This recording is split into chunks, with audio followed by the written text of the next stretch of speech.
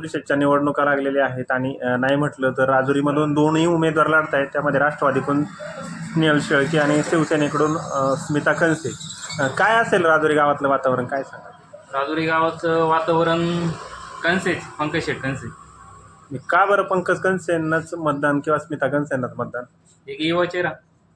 युवा शहरा म्हणून, पण या ठिकाणी स्नेहल शेळके जे आहेत त्या युवा शहरामध्येच आहेत ना. आहे, पण आता नवीन उमेदवार म्हणून आम्ही पंकजच्या पाठीमागे आहे.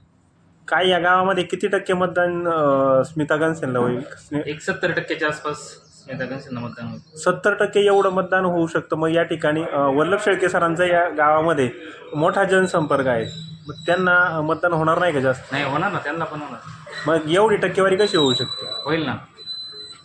तुम्हाला आता कसं सगळा तरुण वर्ग हा पंकज कनसेंच्या पाठीमागे आहे. तरुण वर्गामुळे मतदान होईल का? तरुण वर्गामुळे मतदान चांगलं होईल. पण ज्येष्ठ मतदार जो आहे तो घड्याळाचा आहे, तो घड्याळाकडं आबाधित असेल असं चित्र दिसत नाही का? नाही आहे, पण आता जास्त करून पंकज शेटच्या पाठीमागे जास्त आहे तरुण वर्ग, त्यामुळे ते मतदान घडू शकतं. तुम्हाला विश्वास आहे पंकज कनसे किंवा स्मिता कनसेंना जास्त मतदान होईल असं वाटतंय? वाटतंय 100%. तुम्ही आता हॉटेलमध्ये बसलेले आहेत आणि हॉटेलमध्ये मात्र चहा पाण्यासाठी आलेले आहेत. काय राजुरी गावामध्ये जे ते निवडणूक जिल्हा परिषद कनसे शेळके उभे आहेत, काय वाटतंय? स्नेहलताईंची हवा आहे जास्त. म्हणजे काय किती टक्के स्नेहलताई जे ते मतदान घेतील, तुम्हाला काय वाटतं? टक्केवारीत सांगायचं झालं तर 60% मतदान घेतील स्नेहलताई. 60%? मग स्नेहलताईंनाच मतदान का? स्नेहलताई मतदान करायचं असं की आत्ताच नुकतंच तुम्हाला माहिती आहे अजितदादांचं निधन झालं. पक्षाचे सर्व गेलेले आहेत. अजितदादांनी ठरवलेला उमेदवार म्हणून स्नेहलताई आहेत आणि आम्ही तसं इथून पहिल्यापासून राष्ट्रवादीचंच काम करत आलेलो आहे. त्यामुळं राष्ट्रवादीला निवडून द्यायचं हे नक्कीच हे आहे. परंतु नाही म्हटलं तर पंकज कनसेंच्या माध्यमातून खिशाची जळ घेऊन या मतदारसंघात त्यांनी वैयक्तिक कामं केलेली आहेत असं सांगितलं जाते किंवा कामं केलेली आहेत. नक्कीच त्यांचं काम कौतुकास्पद आहे. त्यांच्या कामाला शुभेच्छा पण आहेत. असंच समाजकारण त्यांच्याकडून पुढे पण घडत जावं, त्याबद्दल आमचं काही दुमत नाही.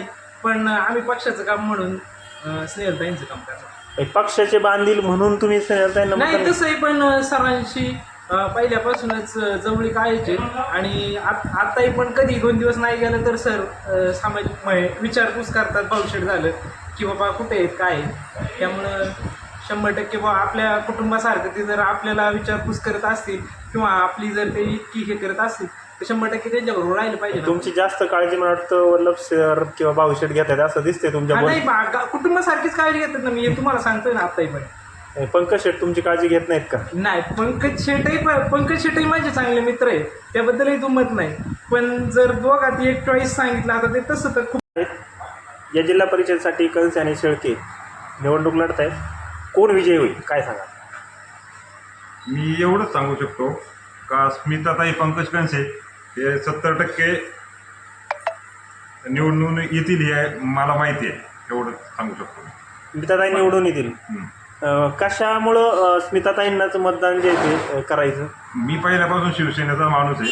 मी शिवसेनेलाच मतदान करणार. म्हणजे पक्षनिष्ठा मनसेची निवडणूक लागली आहे आणि या मतदारसंघातून स्मिता कनसे स्नेहल शेळके या निवडणूक लढवत आहेत.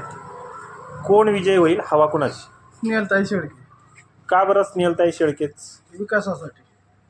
मग या ठिकाणी स्मिता कनसेंचे मिस्टर पंकज कनसे यांनी विकासाची कामं केलेली आहेत, मग स्नेहलताईच का? त्यांची कामं चांगली आहेत आणि स्नेहलताई यांना अनुभव आहे पहिला जुना अनुभव.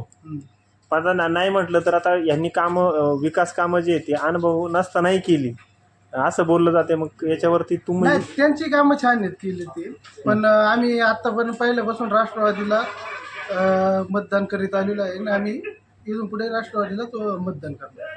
या गावामध्ये राष्ट्रवादी काँग्रेस पक्षाला किती टक्के मतदान होईल सिरताई? या गावामध्ये कमीत कमी 70% मतदान व्हायलाच पाहिजे.